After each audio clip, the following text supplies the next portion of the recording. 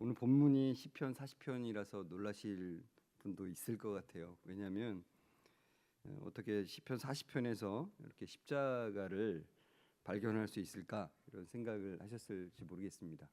PPT 화면으로 좀 띄워주시겠어요? 네. 그런데 우리가 아는 시편 40편은 네, 제가 이걸 안 켰군요. 네. 우리가 시편 40편에 대해서 아는 건 혹시 이 찬양을 혹시 알고 계십니까? 네. 하나님의 음성을 듣고자 기도하면 하나님의 음성을 듣고자 기도하면 이렇게 부르는 찬양인데요. 굉장히 오래됐죠. 저도 제가 젊은 시절에 참 좋아하던 노래였는데 이 찬양을 보면 구원하심을 감사하고 또 구원하심을 간구하는 내용입니다. 그런데 이 시편 40편 우리가 이렇게 부르고 또 읽었던 시편 40편에 그 이상의 의미가 또 진리가 담겨 있다는 거죠. 바로 히브리서 10장에 보면 이런 말씀이 있습니다. 같이 한번 좀 크게 읽어볼까요? 시작. 그러므로 주께서 세상에 임하실 때에 이르시되 하나님이 제사와 예물을 원하지 아니하시고 오직 나를 위하여 한 몸을 예비하셨도다. 번제와 속죄제는 기뻐하지 아니하시나니 이에 내가 말하기를 하나님이여 보시옵소서. 두루마리를 책에 가리켜 나를 같이 하나님의 뜻을 행하러 왔나이다 하셨느니라. 아멘. 네, 바로 히브리서 10장 5절에서 7절이 우리가 좀 전에 먼저 읽었던 시편 40편 6절에서 8절을 그대로 인용하고 있다는 것이죠. 그리고는 그 뒤에 이어서 이 구절을 해석하기를 이렇게 해석을 하고 있습니다. 제가 이건 읽겠습니다. 위에 말씀하시기를 주께서는 제사와 예물과 번제와 속죄제를 원하지도 아니하고 기뻐하지도 아니하신다 하셨고 이는 다 율법을 따라 드리는 것이라. 그 후에 말씀하시기를 보시옵소서. 내가 하나님의 뜻을 행하러 왔나이다 하셨으니 그 첫째 것을 폐하심은 둘째 것을 세우려 하심이라. 이 뜻을 따라 예수 그리스도의 몸을 단번에 들이심으로 말미암아 우리가 거룩함을 얻었도다. 여기 제가 붉은 글씨로 첫 번째 것을 폐하심은 이렇게 붉은 글씨로 해놨는데 첫 번째 것을 폐하신다는 것은 제사와 예물 그리고 번제와 속죄제를 말합니다. 그 번제와 속죄제 그 제사는 바로 상징으로 주어진 거죠. 그게 실제는 아닙니다. 그것은 상징이기 때문에 폐하여지고 실제 것이 드려질 것이다라고 말씀하시는 거죠. 그러니까 실제는 바로 두 번째 것, 그것은 예수 그리스도의 몸을 말한다는 거예요. 그러니까 이 말씀을 통해서 우리가 분명하게 알 수 있는 것은 이에 내가 말하기를 하나님이 보시옵소서. 두루마리 책에 나를 가리켜 기록된 것, 여기서 나가 바로 예수 그리스도라는 것을 우리가 알 수 있다는 거죠. 그러니까 시편 40편이 말하는 것이 바로 다윗이 분명히 시를 썼지만 단순히 다윗의 얘기만 하는 게 아니라 다윗의 얘기를 통해서 바로 예수 그리스도의 이야기를 하고 있다는 것을 히브리서가 증거하고 있다는 거죠. 시편 40편이 다윗의 상황을 분명히 말하고 있어요. 다윗은 죽음의 고비들을 많이 겪었습니다. 죽을 위기를 많이 겪었어요. 그래서 하나님께 많이도 부르짖었어요. 하나님, 나의 이 상황을 하나님 보고 계시죠? 나를 구원해 주십시오. 나는 주님만을 바라볼 수밖에 없습니다라고 하는 그 고백으로 늘 나아갔죠. 그런 고백을 통해서 바로 성령님께서 예수 그리스도의 이야기를 하고 있다는 거예요. 다윗의 고백과 예수 그리스도의 고백이 사실 시편 40편에 겹쳐 있다라고 말씀하고 계시는 거죠. 그래서 여기서 내가 하나님의 뜻을 행하러 왔나이다 라는 이 말씀은 바로 다윗의 고백, 그 다윗의 고백은 바로 모든 사람들, 하나님을 찾는 모든 이들의 그 고백을 대표하고 있다는 것이고, 그리고 거기에 이면에는 바로 예수 그리스도가 인간의 모든 아픔을 대신하고 있는 그 고백이 거기에 겹쳐져서 함께 우리에게 나타나고 있다는 거죠. 그러니까 우리가 시편 40편을 읽을 때 그냥 읽어서는 안 되는 거예요. 그래서 이 히브리서의 증거를 통해서 우리가 함께 봐야 될 것은 예수 그리스도의 고백이 여기에 묻어나고 있다는 것을 우리가 봐야 된다는 거죠. 여러분, 그래서 이 시편 40편을 볼 때 이 겹쳐진, 그러니까 다윗의 고백, 그러니까 우리의 고백인 거죠. 사실 다윗의 고백은 우리의 아픔의 고백이죠. 그것과 더불어서 예수 그리스도의 고백이 함께 겹쳐져 있다는 것을 꼭 보면서 읽어야 되는데, 그렇게 보면 안 보이던 것들이 사실 보여요. 6절에 보면요, 주께서 내 귀를 통하여 내게 들려주시기를, 이렇게 표현이 있잖아요. 근데 이제 우리말 성경에서는 사실 보기 어렵지만 히브리어 원문을 보면 여기가 좀 독특해요. 이제 원문으로 읽으면 오젠 카라라고, 사실 저 붉은 글씨 부분이 오젠 카라예요. 두 단어예요, 딱. 근데 두 단어인데 오젠이라는 거는 내 귀를이란 뜻이고, 이 카라라고 하는 말은 뚫다라는 의미가 사실 원래 의미 있어요. 그러니까 의미는, 원래 의미는 파서 뚫다. 근데 그게 이제 조금 여기 돼서 이제 열다라는 의미로 있는 거예요. 그러니까 귀를 원래 뚫다라는 의미가 있는 거예요. 오젠 카라는 귀를 뚫다. 근데 또 귀를 열다라는 의미도 있죠. 그러니까 귀를 열다라는 의미로 해석했을 때는 저렇게, 주께서 내 귀를 통하여 내게 들려주시기를, 이렇게 해석할 수 있는 거고, 근데 사실 원어적인 더 본래적인 의미는 내 귀를 뚫었다는 의미인 거죠. 여러분, 내 귀를 뚫었다는 의미는 성경의 어느 부분을 사실 생각나게 하냐면 신명기 15장을 생각나게 하는 거예요. 여러분, 히브리 사람들도 이제, 이스라엘 사람들도 이제 가난해지면 종이 됐습니다. 근데 히브리 종에게는 특별히 하나님께서 규정을 내리셨어요. 어떤 규정이냐면 6년 동안은 종으로 있을 수 있는데 평생 종이 되지는 않게 하라는 거예요. 그래서 7년째는 해방시키는 거예요. 그런데 그 종이 7년째가 될 때 주인한테 가서 이렇게 말할 수 있다는 거예요. 주인님, 저는 주인님을 너무 사랑합니다. 저는 제가 혼자 밖에 나가서 밥 벌어 먹고 사느니 저는 주인님과 함께 살겠습니다. 이렇게 주인한테 가서 이런 고백을 하면은 주인이 그 종의 귀를 뚫는다는 거예요. 그러면 영구히 그 주인의 종이 된다는 거죠. 근데 여러분, 이 자원하는 종의 얘기인데, 이 자원하는 종은 그냥 종의 규정만 얘기하려고 사실은 얘기한 게 아니에요. 바로 하늘의 영광 권세를 버리시고 진짜 하나님의 뜻을 이루시기 위해서, 하나님을 사랑하기 때문에, 성부 하나님을 사랑하기 때문에 자원하는 종으로 이 땅에 오신 예수 그리스도를 말하고 있다는 거예요. 여러분, 그래서 이 시편 40편 6절을 읽을 때, 물론 다윗이 자기가 자원하는 종의 의미로 이것을 얘기했겠지만, 바로 하늘의 영광을 버리시고 이 땅에 오신 예수 그리스도가 여기에 사실은 드러나고 있다는 거죠. 그 예수 그리스도의 드러남을 생각하면서 이 시편을 쭉 읽어보면, 여러분, 시편 40편 1절 2절에 이렇게 나와 있습니다. 내가 여호와를 기다리고 기다렸더니 귀를 기울이사 나의 부르짖음을 들으셨도다. 그러니까 다윗의 심정을 사실 말씀하고 있죠. 수많은 죽음의 고통, 어려움 속에서 부르짖은 것을 주님께서 들으셨대요. 그리고 나를 기가 막힌 웅덩이와 수렁에서 끌어올리시고 나의 발을 반석 위에 두사 내 걸음을 견고하게 하셨다고 하죠. 여러분, 혹시 수렁에 빠져보신 경험 있습니까?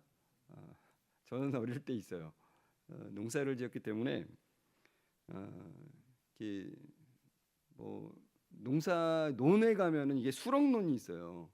그러니까 요즘에는 그래도 많이 이런 것들을 개간에서도 고쳤겠지만, 예전에는 수렁논이 꼭 있었습니다. 이게 물가에 있고, 그리고 그 흙이 약간 진흙 비슷한 흙일 때 물에 계속 그게 젖어 있으면은 저 깊은 곳까지도 이게 딱딱한 부분이 발에 안 닿는 거죠. 그래서 쏙 들어가는데 어린 시절에 저희가 위기감을 느낀 거예요. 아무리 발버둥 쳐도 빠져나오지 못하는. 그래서 아버지가 이렇게 손을 딱 내밀어서 저를 끄집어 내주신 기억이 있어요. 여러분, 아무리 빠져나오려 해도 나올 수 없는 수렁에 빠졌다고 한번 생각해 보십시오. 그럼 정말 미치는 거죠. 그 상황이 어떻겠습니까? 근데 단순히 이게 수렁에 빠진 상황만 말하겠습니까? 사실 우리 인생이 그런 거죠. 다윗이 아무리 사울 왕이 자기를 붙잡으러 죽이러 오는 것을 빠져나가려고 해도 도저히 빠져나갈 수 없는 상황이 막 계속됐잖아요. 그럴 때 얼마나 수렁에 빠진 듯한 느낌이 들겠습니까? 피하면 또 쫓아오고, 피하면 또 쫓아오고, 뭐 그런 상황이 우리 인생에 많은 거죠. 저는 30대 초반에 이제 교회 개척을 해가지고 이제 열심히 사역하고 있는데 어느 날 제가 몸이 아프기 시작했어요. 그런데 병원을 가서 검사를 해도 그 아픈 원인이 나오지가 않는 거예요. 뭐 어지럽고 뭐 배에서 가스가 올라오고 온몸이 쑤시고 막 근육이 뭉치고 그러는데 원인이 안 밝혀지는 거예요. 그러니까 제가 주님께 얼마나 많이 제가 더 부르짖었겠습니까? 주님, 제가 이렇게 개척을 해서 사역하고 있는데 하나님 앞길이 보이지가 않습니다. 몸까지 아프니까 더 힘듭니다. 주님 도와주십시오.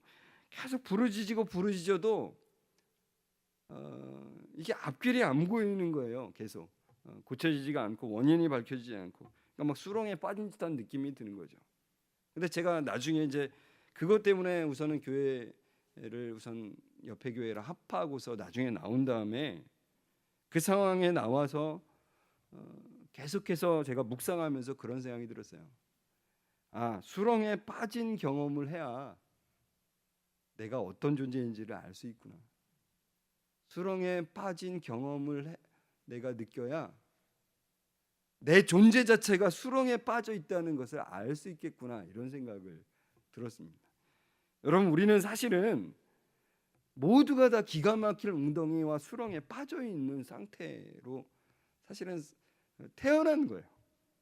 그런데 그것을 모른 채 살아가고 있을 뿐인 거죠.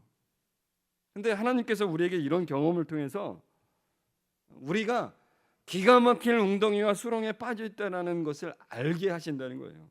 그러니까 여러분, 다윗은 이런 경험을 하면서 자신이 그런 상태로 태어났다는 것을 알게 됐고, 또 그런 상태를 태어난 것을 안다는 것이 얼마나 커다란 은혜인지를 하나님께 고백을 하게 되는 거죠. 그러니까 이 다윗의 고백이 사실 우리의 고백인 거고, 또한 이 모든 인류가 당해야 되는 그 아픔을 대신 당하시는 예수 그리스도의 고백이라는 것입니다.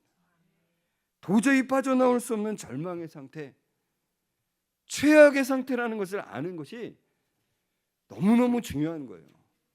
그러니까 우리가 병에 걸려서 아프고 또는 뭐 교통사고를 당하든 어떤 사고를 당해서 이 기가 막힐 웅덩이와 수렁을 경험할 때가 사실은 가장 큰 은혜의 상태인 거예요. 그것을 아는 거죠. 우리가 어떤 상태인지를 아는 것이 예수 그리스도가 당하신 그 아픔이 어떤 것인지를 아는 것이고, 그래서 그것을 아는 것이 은혜가 어떤 것이라는 걸 알게 되기 때문에 정말 감사하다는 거죠. 여러분, 이런 수렁에 빠져 있을 때 감사하십시오. 하나님의 커다란 은혜가 거기에 있다는 것입니다. 여러분, 우리 인간의 상태를 가장 잘 알려주는 성경 구절이 있어요. 요한복음 19장 18절인데요. 같이 한번 크게 읽어볼까요? 시작.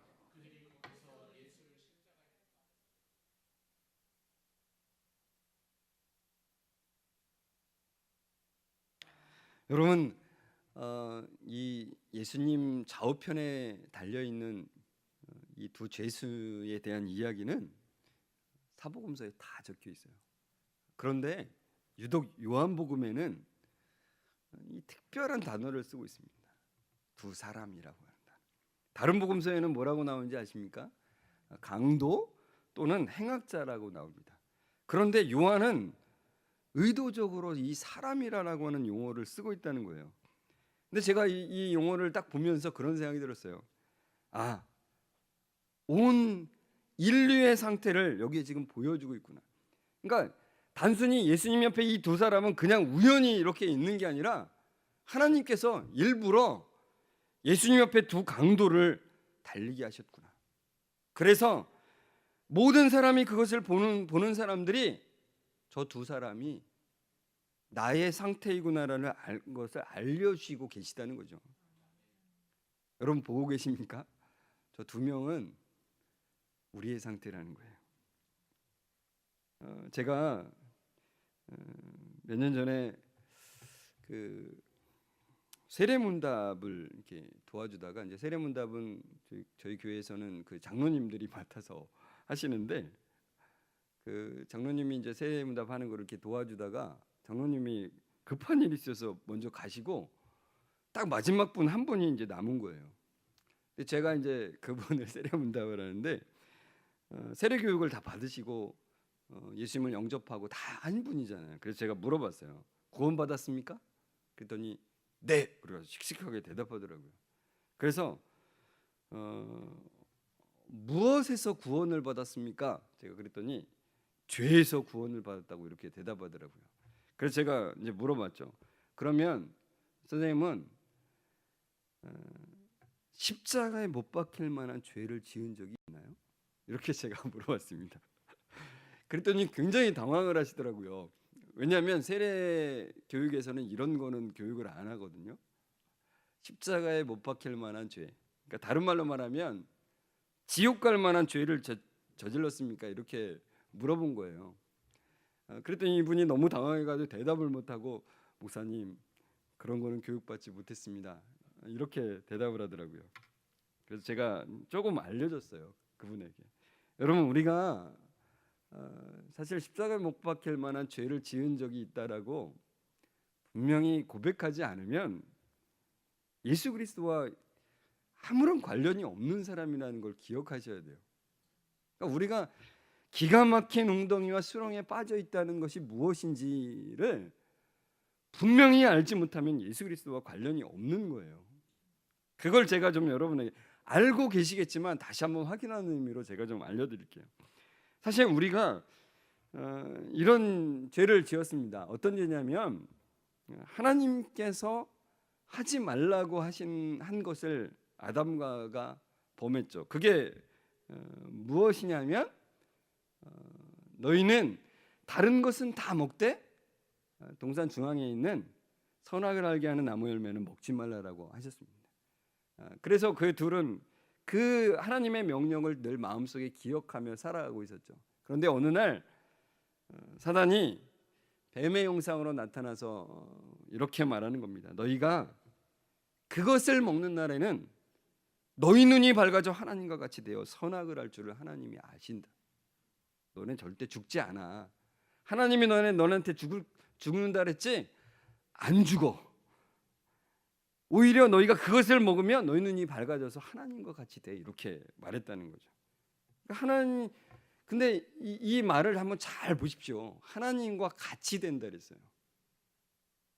그러니까 너희가 이제 하나님은 거부하고 너희 스스로가 하나님이 되면 돼. 하나님의 명령을 따를 필요가 없어. 너희가 이제 선택하고 너희가 생각한 대로 너희 자유대로 그것을 하면 돼. 이렇게 유혹한 거죠. 그때 하와가 사실 그걸 이제 그 유혹에 넘어가서 그렇게 했죠. 그리고 아담도 그렇게 했죠. 그렇게 했다는 얘기는 뭐예요? 창조자 하나님을 거역하고 내가 하나님의 자리에 올라갔다는 것입니다. 그런데 여러분 사실 이 얘기는 너무나 많이 들었잖아요. 우리가 이 죄의 심각성을 사실 우리가 잘 모르는다는데 문제가 있습니다. 그래서 제가 좀 더 이 부분에 대해 설명을 좀 드릴게요. 여러분 조선시대 형벌 제도에는 여러 가지가 있습니다. 제가 찾아보니까 5가지가 있더라고요.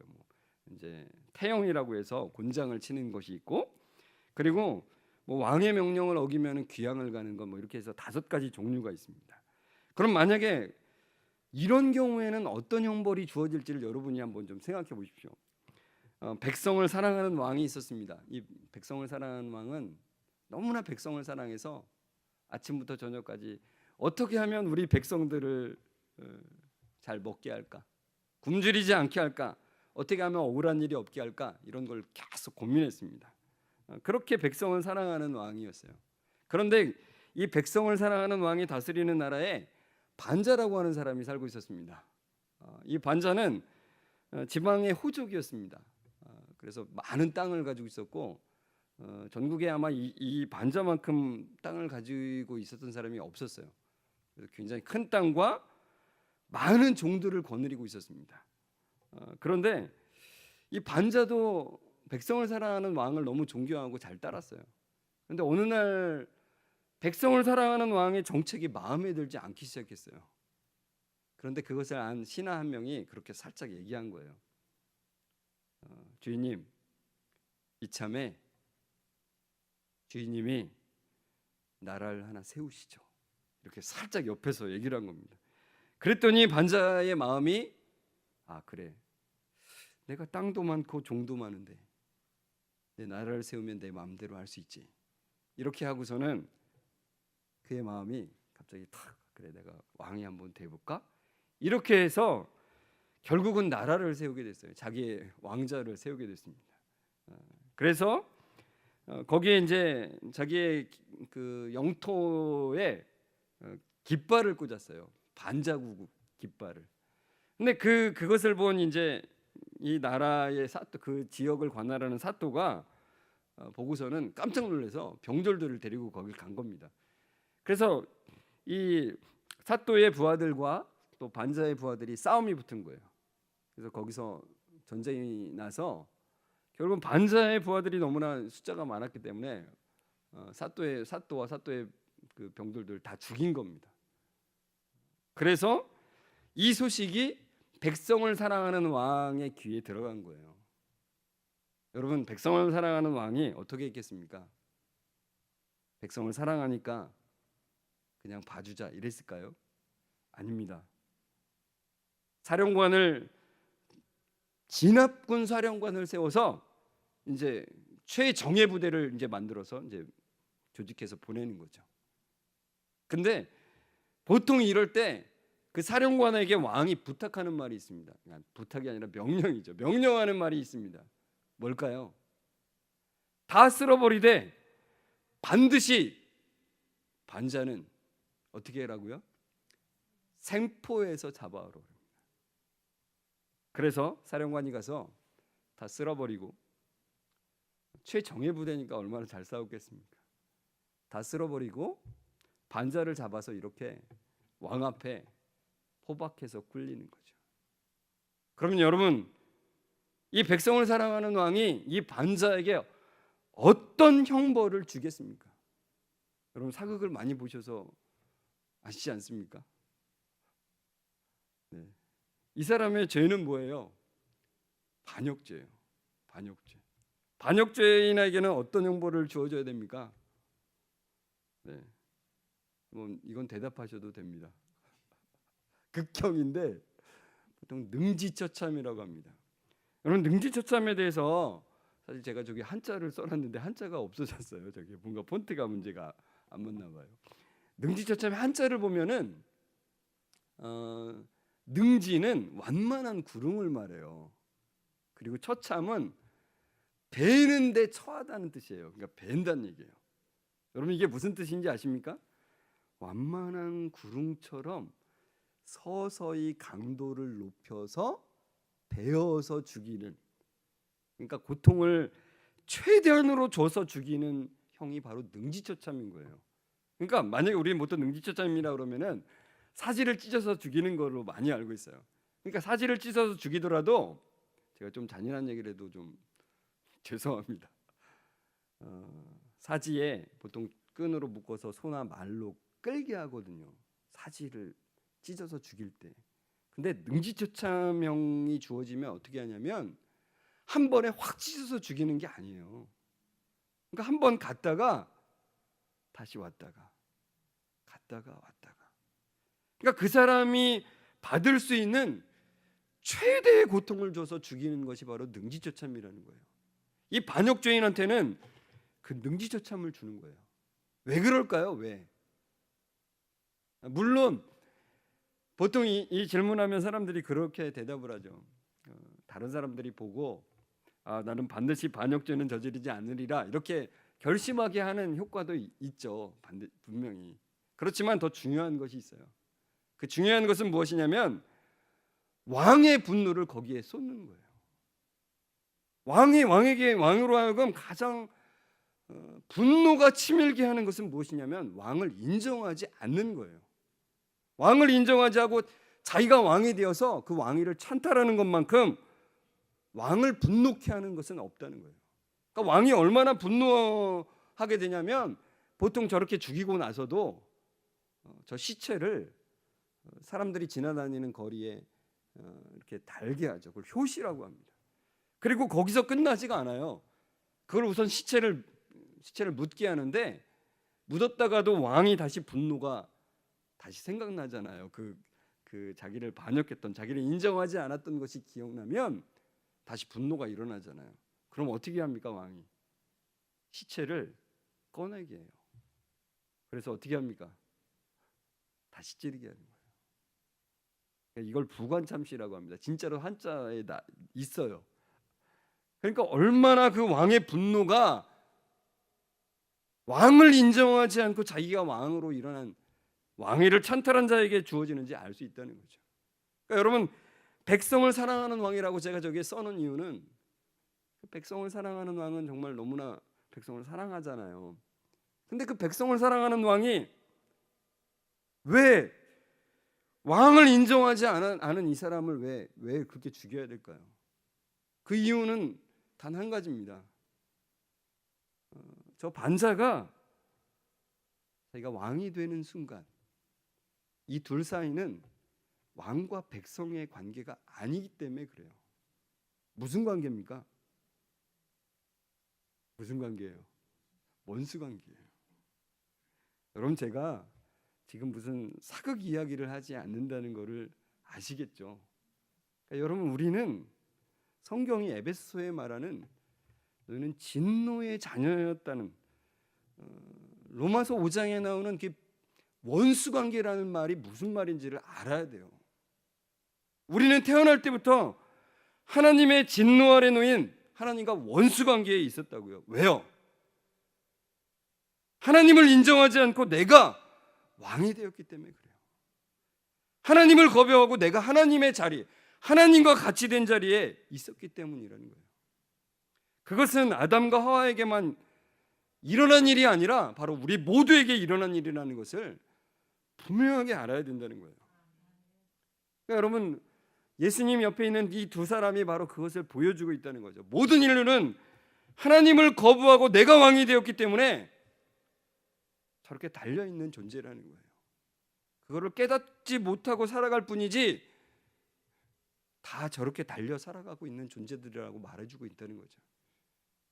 근데 그것을 깨닫는 자가 정말 복된 거라고 우리에게 말해주고 있어요.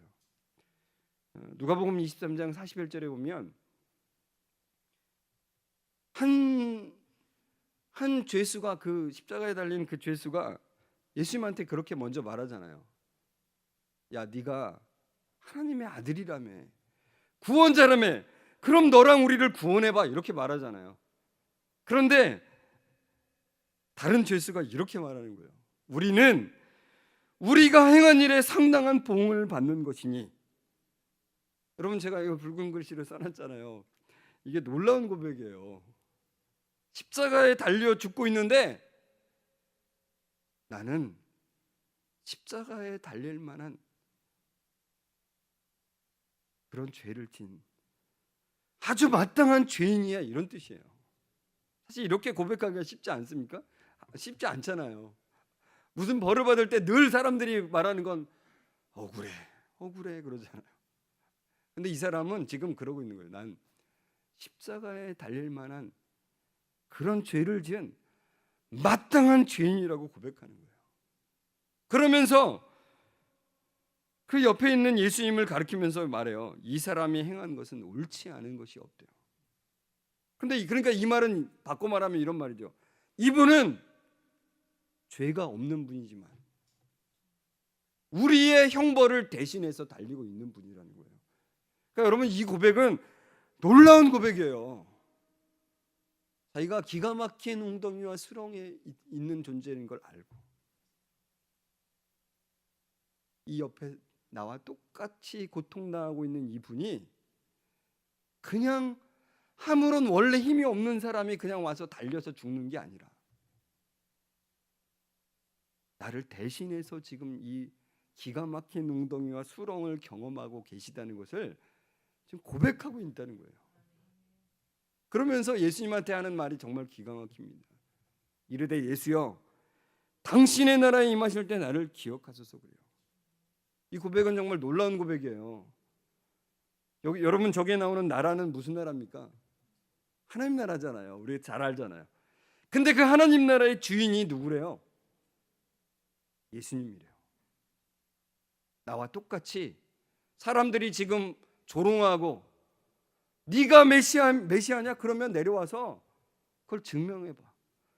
너와 우리를 구원해봐. 이렇게 말하고 있는데 그분이 하나님 나라의 주인이라고 고백하는 거예요. 하나님 나라의 주인이신 예수여, 당신의 나라가 임하실 때 나를 기억해 주십시오라고 고백하는 거라 이거예요.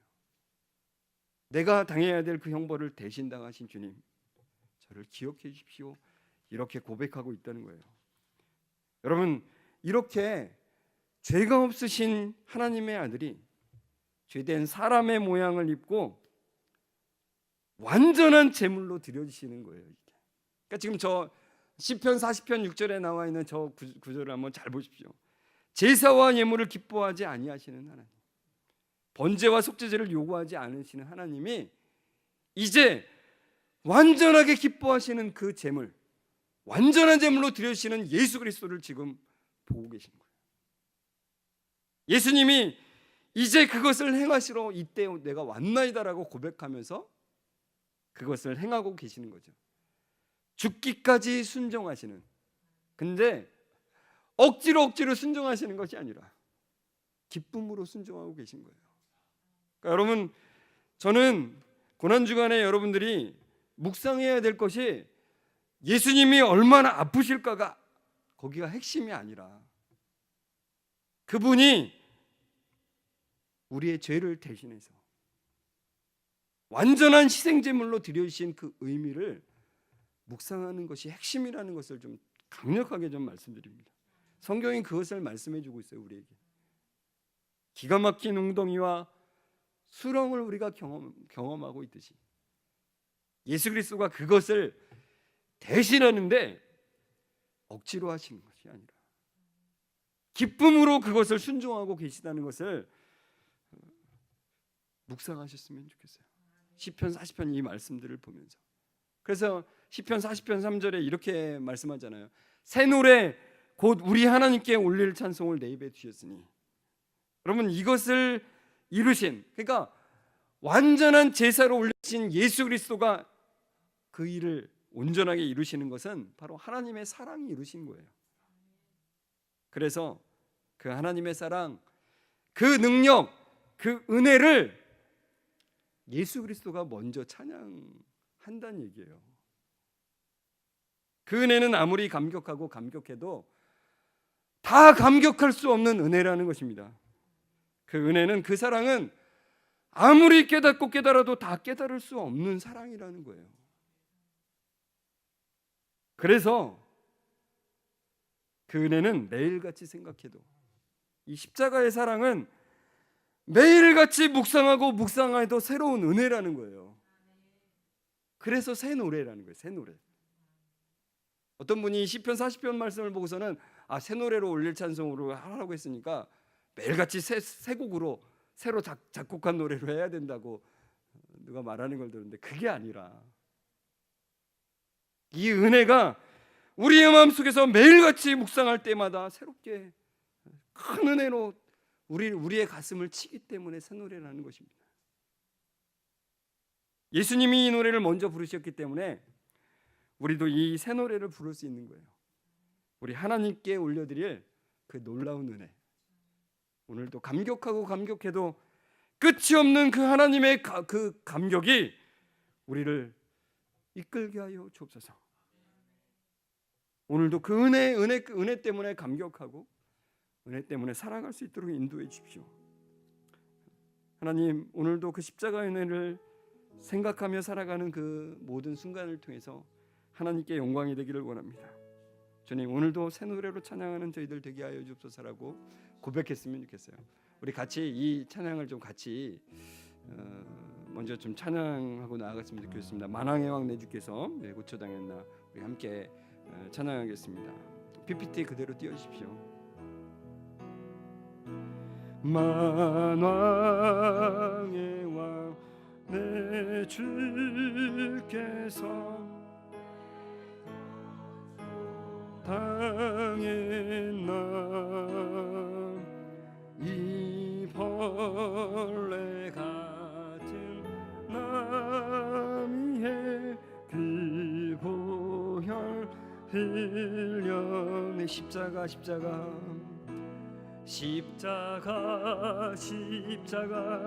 내가 처음 볼 때에 나의 맘의 큰 고통 사라져.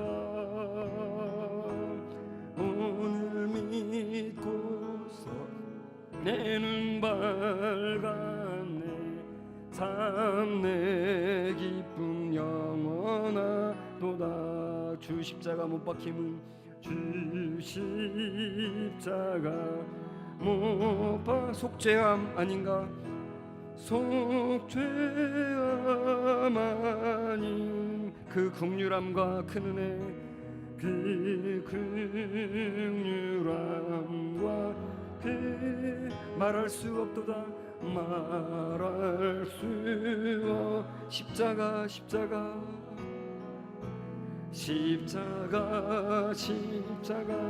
내가 처음 볼 때에 나의 맘의 큰 고통 사라져.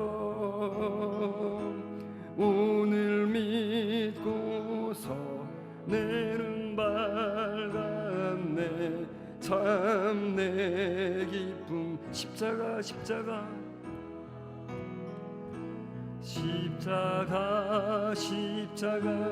내가 처음 볼 때에 나의 맘의 큰 고통 사라져. 오늘 믿고서 내 눈 밝았네. 참 내 기쁨 영원한